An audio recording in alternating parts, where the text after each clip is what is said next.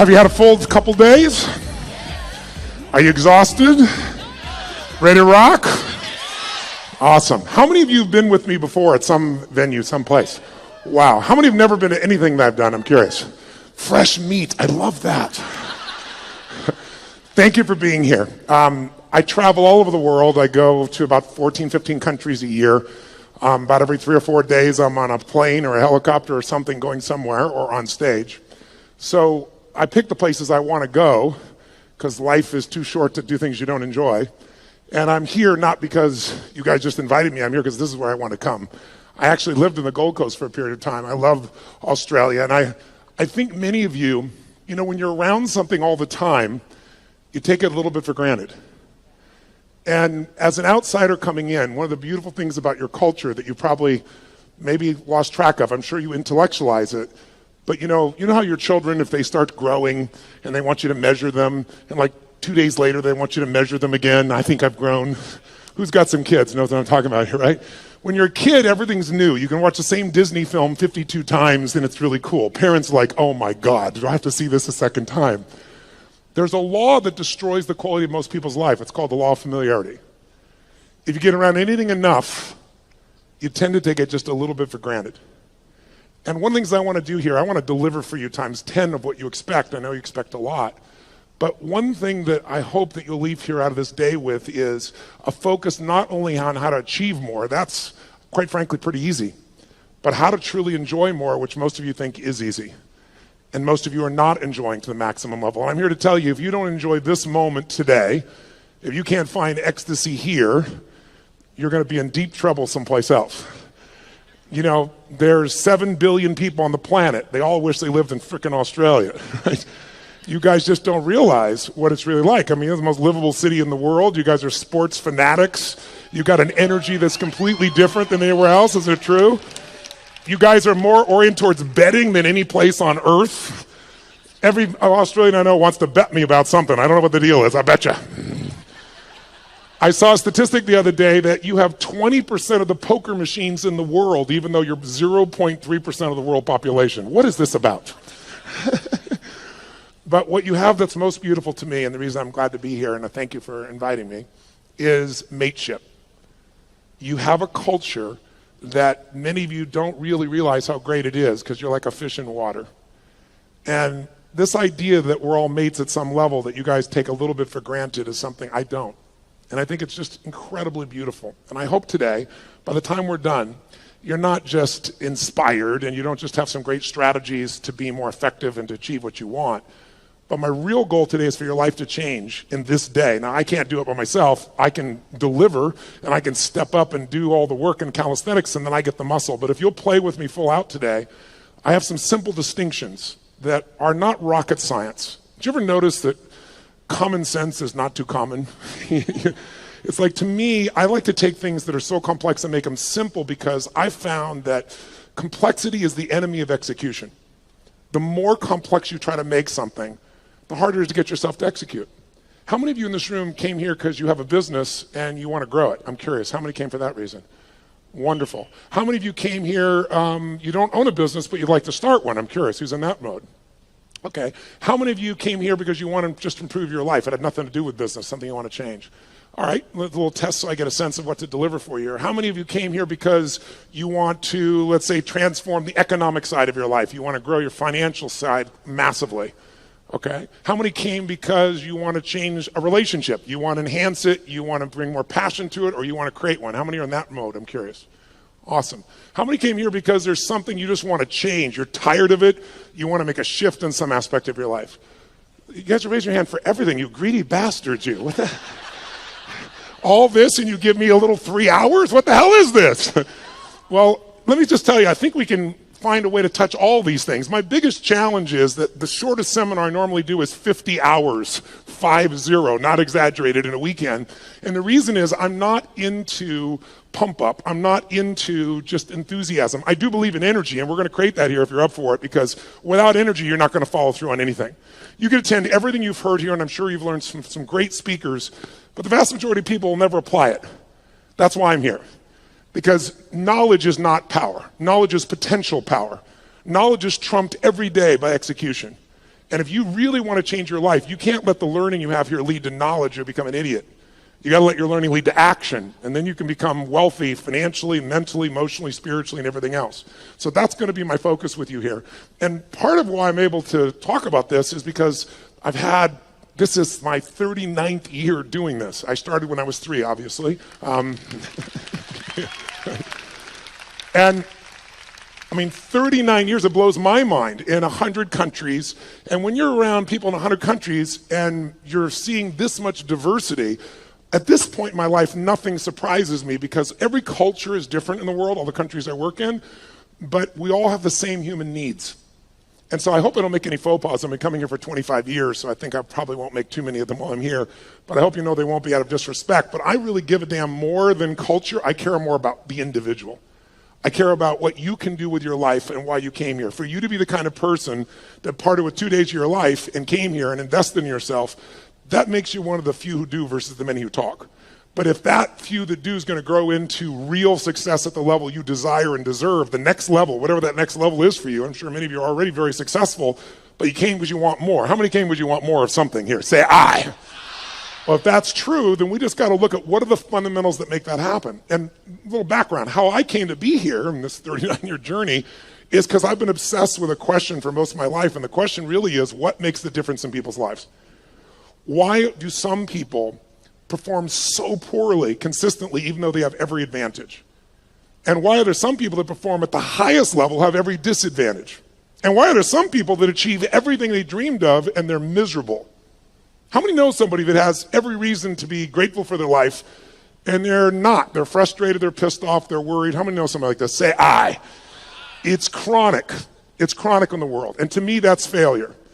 If you succeed and you're not fulfilled, that's failure. Because when you're not fulfilled, you've got nothing to really give anybody else. The problem is when you are learning in the way we've traditionally learned, it was preparing you for a different world than the one we're in. You were supposed to sit passively. But you report to your position when the bell rings, and then what do? Talk to your neighbor? Initiate? Make shit happen? No, what are you supposed to do? Sit down and what, guys? What are you supposed to do? Shut up. Don't talk to your... Today, if you're in business and you don't talk to your neighbor, you're out of business. Who's with me here? Say, I. If you wait for someone to tell you what to do in business, it's over. Your competition has taken you. So we live in a different world. And here's the problem. You're still learning the way you were taught to learn. So right now, you're all being very nice to me. I have no complaint. You're being very sweet. But you're sitting in a passive state. And let me explain why that's difficult. Who's ever done this? How many of you have ever gone to an environment where you learned something? Could be a university environment, could have been a business environment, could have been a seminar. And you learned something you truly thought was extremely useful. It wasn't somebody selling you. You're like, this is good stuff. This will change my business. This will change my life. And you were excited about it. And then you went home and you never actually applied a frickin' thing that you learned. Who's ever done this before? Raise your hand and shout, I. Who's done this more than once? Say, I. Who still feels intelligent? Say, I. You're confused. Now, I've done the same thing in the past, and I had to figure out what's the problem here. How could I be this devoted, dedicated guy, commit my money, my time, my energy, go to these events, work my tail off, take lots of notes, and then not apply it? And it's because I was learning in a passive state. Because when you're sitting like you're sitting right now, there's nothing wrong with it, but you will not, how much will you remember? If I asked you, where were you on 9/11, and you're not even Americans, how many can remember the moment when you heard about those planes crashing in the building? You could see where you were, you could remember, raise your hand if you could remember every detail. Wow. Tell me where you were on 8/11. You know why? Information without emotion is rarely maintained. If there's enough emotion, if on 8/11 you met a special person in a special place and had a special experience, you might remember that because there's a different level of emotion. So one of the things we want to do is when you're learning in the traditional sense, there's not enough emotion in your nervous system. There's not even enough emotion, there's not enough energy. If there's one thing we have to be successful, I'm wasting my time and I'd be wasting yours if all we do is continue to talk this way. The reason is it might be interesting. As we go through some of the strategies, you'll probably be excited, write them down. But in this level of energy, here's what happens. Whatever state you're in when you're learning, it gets linked to what you're learning. So if you're sitting here and you're really comfortable and you're kind of enjoying this and going, wow, this is pretty good, or wow, that's really interesting, or that could be really valuable, or damn, he has big teeth, or whatever you're thinking right now in your head. If you're doing that in a passive state, then later on when you go to do something, you go, yeah, I'm really going to do this. This is really going to happen. And there's just no energy for it. So the less energy you have, the less likely you follow through and use something. How many follow here? Say I. And so, but some of you might say, yeah, but Tony, I've been here 2 days and it's great to be here with you, but I'm a little tired. It's late in the day, that type of thing. What you got to understand is this, as a business owner, as a professional, as somebody who's going to be the best in the world at what you do or believes that you are, there's nothing more valuable than energy. Nothing moves without it. And the lower the energy, low energy, things break down. High energy, you can build, you can create, you can do anything. Energy has nothing to do with age, food, sleep. It's something that comes with a psychology. Without the energy, anything else I'm going to talk to you about is a waste of time. So you and I need to establish a new standard for energy. Now, here's what I want to talk to you about. You have all these things you want me to give you in the next 2.5, 3 hours. Just make me rich, make me happy, give me lots of sex, make sure that I feel totally confident, grow my business 100%. I'll give you a couple hours. Go for it, kid. So here's the truth. Tell me if I'm right or wrong about this. You tell me. If I were to take all the things that you say you want and I was to generalize them up into a deeper, richer concept of what you really want, you don't just want these individual things like lose weight or have more energy or make more money or have a better relationship. How many would agree what you really are after is an even more extraordinary quality of life? That you want, as great as your life may be, you want more joy, more passion, more aliveness, more impact, more success. Who can relate to this here? Say I. Then in order to create an extraordinary quality of life, we have to define it. So what is an extraordinary quality of life? What would a magnificent life be? It's not for me to define. It's for you to define on your terms. To me, an extraordinary life is life on your terms. What would it look like if you really, truly, without bullshit, without exaggeration, could look yourself in the mirror and say, holy shit, look what I created. Look at the life that I've created. Now, some of you truthfully could do that now. You just don't do it enough. But I know you want more, so let's look at how to do that. I would say to you there are 2 master skills. I invite you to write them down. 2 fundamental skills that you have to master to have an extraordinary life that lasts. It's like getting rich. Anybody can get rich. Staying rich is a different thing, right? And I don't just mean financially rich. I mean emotionally, spiritually, physically, relationship rich, all the riches that are available to us. What are the 2 skills? The first skill is the science of achievement. The science of achievement. And notice I said science. The reason is because achievement is a science. And anyone can learn it. It doesn't matter your age. It doesn't matter your background. It doesn't matter anything. The only thing that limits you is limiting beliefs. But once you figure out the science, for example, I just spent the last 4 years interviewing 50 of the most brilliant financial minds on the planet. All people who are not part of the Lucky Sperm Club, meaning they actually earned it themselves. They started with nothing, and they built billions of dollars, and I want to see, was there common denominators? And there were. And if you practice what they teach, which is what I put into a book, if you do it, there's zero question what you do. I applied what I've learned the last 4 years and tripled my net worth, which was already extremely high. And it all just came from applying what I learned. Because I went to the very best on earth, success leaves clues, figured out what they're doing, did it myself, and I teach other people too as well. Your body, we're all unique biochemically, but not that unique. Meaning there's certain fundamentals related to health, vitality, and energy. There's certain laws. If you violate those laws, you're going to have low energy and you're going to have dis-ease in your body. That's what disease is, dis-ease, right? If you align with them, you're going to have enormous amounts of energy and you're going to have an extraordinary life because you'll have the energy to make it happen. But those are principles. There are laws. You violate them, you pay the price. Whether you like it or not doesn't matter. Your beliefs don't matter. What matters is those are the rules. Now, all of you in this room, my bet is, have achieved a hell of a lot, or you wouldn't even come here. The people that need something like this event the most rarely come. The people that are already successful, to some extent, they want more. They've got momentum. That's why they come. But let's point out real fast what does it take to achieve. I want to give you what I believe, and you tell me if this is right or wrong. And maybe the best way to do this is to measure it. So I want you right now to think of something that you've achieved in your life that once seemed difficult or impossible to you.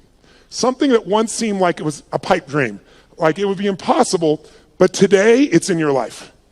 That might have been starting your own business, and now you have it. That might have been a person you wanted to go out with. You're hoping they'd say yes to going out. You're hoping you'd kiss them. You're hoping you'd make love to them. And now you're married to them. Good morning, and you're gone. Law of familiarity, right? But it was once a dream. It was once like unbelievable. It seemed impossible. Maybe it was earning a certain amount of money. Maybe it was something simple like, how many of you when you were really young, there was a car that was like, or maybe even today, there was a car that was a symbol to you of freedom or success or something. Anybody have a relationship with like that, something, right? So you wanted it, and it seemed impossible, and then you made it happen.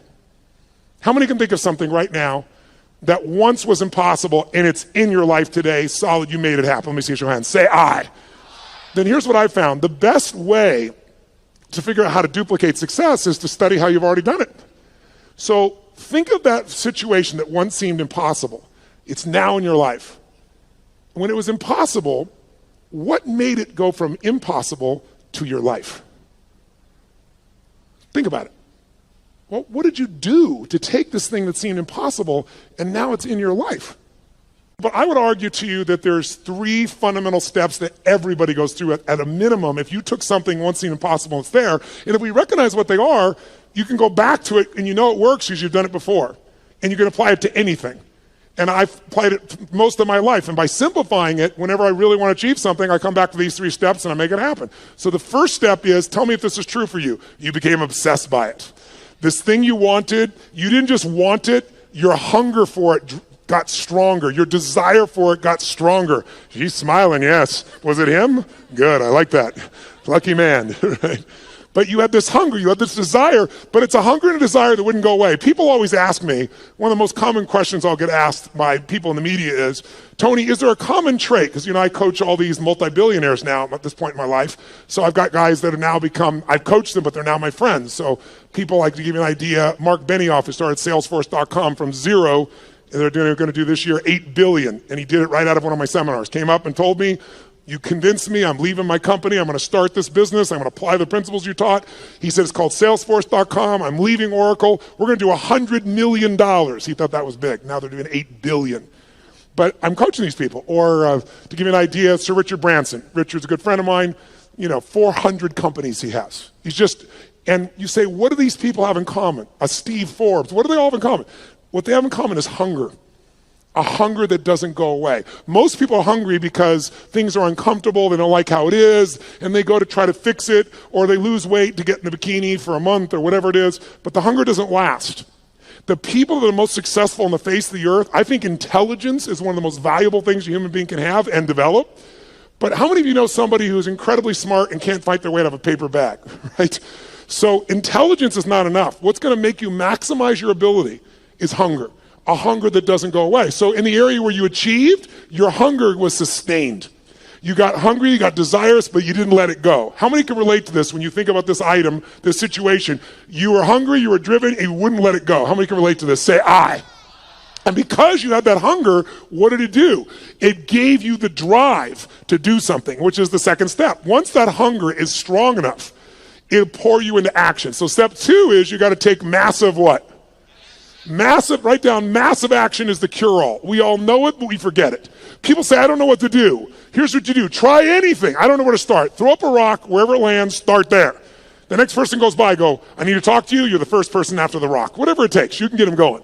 But what people do is they think they have to know the answer. What they really got to do is get into action. But step 2 has 2 parts. Take massive action and effectively execute. Because if your goal was, let's say, to see a sunset, that's your whole goal, and your plan is you start taking action by running east looking for that sunset, I don't give a shit how positive you are. I don't care how much you believe. I don't care how enthusiastic you are. You are absolutely not going to get the result because you have the wrong strategy, right? So you have to effectively execute. But if you take massive action and what you're trying doesn't work, what should you do? If you have this big goal and you're on fire for it and you're going to make it happen and then you try something that doesn't work, what should you do? Try something else. And what if that doesn't work? What should you do? And what if that doesn't work? What should you do? Come on, guys. If that doesn't work, what should you do? If that doesn't work, what should you do? If that doesn't work, what should you do? I'll give you an example. How long would give your average baby your average child to learn how to walk. How long would you give your average child before you say, hey, stop, you're just not a walker? You go, what are you, crazy? My kid's going to keep trying until he or she walks. Magic formula. No one or almost everyone in the whole world walks. But watch. How many of you like to sing when no one's around? How many sing you sound like hell? Let me see your hands. Why aren't you a singer? Because early in your life someone said, that's horrible. Shut up. That's terrible. Don't do that anymore. You're not a singer. And you believe them. Instead of keep changing your approach until you became a singer. There's nothing you can't create. If you're hungry enough, if you take enough massive action, and if you keep changing your approach until you find the way to effectively execute. Now, there is a way to speed this up, and that is to model someone who's already getting the result you want. Why reinvent the wheel, right? If you find this woman is able to have this incredible relationship with her man and she doesn't bitch about him all the time, they're in love, they're passionate for each other, she's not lucky. You want to find out, what is she doing differently with her man than you're doing, right? What's he doing differently with his woman than you're doing? Because if you find that out, you're going to find out it isn't luck. There's something underneath it all. And once you know what that something is and you effectively execute, then you only need one more thing to achieve what you want. And that's grace. Or some people call it God. Some like to call it luck. But there is an amazing thing I've learned in my life. The harder you work, the more focused you are, the more committed you are, the more flexible you are, the more grace tends to come to you. And the more you acknowledge grace in your life. That no matter how hard you and I work, there's still grace that we've been born in this time in human history.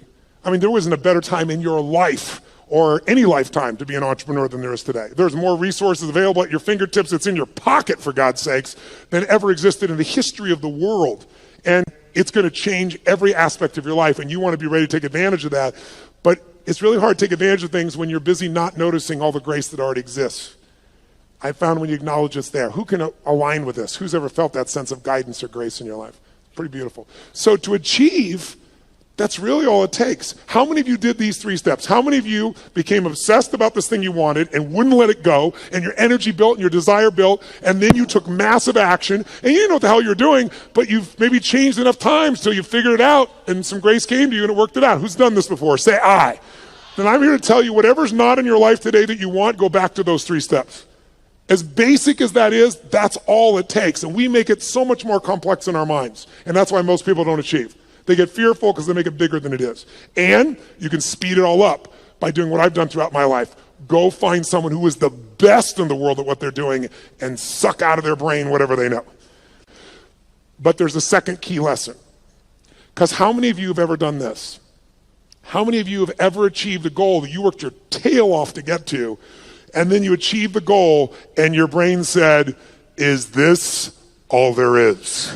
Who's had this experience before? Say I. Isn't that a brutal experience? I'd rather fail because, if guys like you and I, ladies and gentlemen in this room, were to fail, you don't accept failure, right? You just get up and try something else.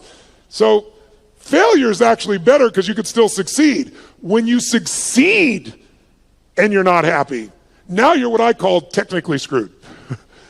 That's demoralizing because you worked your guts out and you achieved it and you're still not fulfilled. So the second lesson, I believe, is even more important. And this lesson, if you can take it home tonight, I'm telling you, will change your life more than anything else I know. And I know it from 39 years of working with people, including myself. The second lesson is you must master the art of fulfillment. The art of fulfillment. And that sounds so basic, doesn't it? The art of fulfillment. But notice I didn't say the science of fulfillment. Why? It's not a science. You know why? Because what's going to fulfill you, my dear, you and you, even if you're dear friends or family, is not the same. Fulfillment's an art. If you want to know what fulfills people, look around this earth. You got to find what it is that will light you up. Because otherwise you achieve and you're not fulfilled. As I said earlier, success without fulfillment is the ultimate failure. You think that if you achieve, you're going to be happy. And I'm here to tell you, you got to happily achieve. And that sounds just like changing one word, but it's a different life. And in order to do that, you have to decide that fulfillment is even more important than achievement. And by the way, you don't have to choose. When you're really fulfilled, you tend to achieve more. But if you're going to be fulfilled by something in the future, and you can't find ecstasy in this moment, you won't find it in the future. More money, more accolades, more acknowledgement, more love, more alcohol, more sex, more whatever it is, It's not going to give you more ecstasy in the future if you can't find that ecstasy now. It's the most important decision of your life you could make today, and it could be worth the entire 2 days times 1,000. The most important decision that I'm offering you to think about making today, the most important decision in your life, what would it be? Some would say, who are you going to marry? And I wouldn't disagree with that. That's probably one of the most important things in your life. Who you're going to spend time with is who you become. And if you pick the wrong person, life is a bitch. Or you marry him or her, right? And if it's the right person, life can be magnificent. But as important as that is, and I've made the wrong choice initially and the right choice for the last 17 years, my wife's been the greatest gift of my life. I thank God for every day. But I'm telling you, even more important than that decision. Because your husband or wife or your boyfriend or girlfriend could go away. They could die. They could get cancer. They could leave you. They could divorce you. You're not in control. We all have the illusion of control. We have influence, not control. Not when it comes to other human beings. The only thing we can control is what we think about, what we focus on, what we feel, and what we experience. The most important decision of your life is deciding you will be happy no matter what. Because unless you do that, you won't be. And I can tell you achievement is common. Happiness that is sustained is not. If you want to be an achiever, here should be your new goal. To achieve the highest level of daily happiness that any human has ever experienced. Because if you do that, you'll be the ultimate achiever. You'll dwarf everyone else, and you'll achieve as well. So I'd like, in the short time I got left, to do two things with you. I'd like to give you some tools, more tools, for changing your states. You live in a beautiful state. How many like to do that? Say aye. Now, I know many of you, about 35 or 40% of you, came here primarily with the idea of business and business opportunities. So why am I talking about these items? How many of you, your business is like an extension of your identity? Let me see a show of hands. Or it's like your child. How many can relate to that, right? And how many of you have some children that need some correction? And so I do literally a 5-day total immersion on business. So I'm not holding back, but in 3 hours, I'd be sprinkling it. But I'd like to plant just a couple of seeds with you. And there's a unique opportunity that I'll tell you a little more at the end that the Australian government has created, that if you're an Australian citizen, who's an Australian citizen here? Awesome. You can go through my business mastery program and my Unleash the Power Within. One affects your psychology, one does every aspect of business. My promise out of the business mastery program is simple. If you don't have $1 million of value out of day one, you can leave on that point. You can even take your notebook with you. Nobody leaves. I've been doing this. I help people grow their business 30 to 130% like clockwork. And I'm talking about businesses like a company called HomeX, the largest home builder in Mexico. They directly relate to us. $750 million of increase in the last 24 months. Or a chiropractor's got 2 members of his staff, an army of 2, and he's doubled his business in the last 9 months, right? That's what I do. My greatest skill. And how do I do that? It's like how I've built all these businesses, but it started with one understanding that I want you to have, and it's why I focus today on achievement and fulfillment, because if you look at any business and you want to know what the chokehold is on the business's growth, it's always the owner. It's always the leader. Because the chokehold is in the form of your psychology and your skills.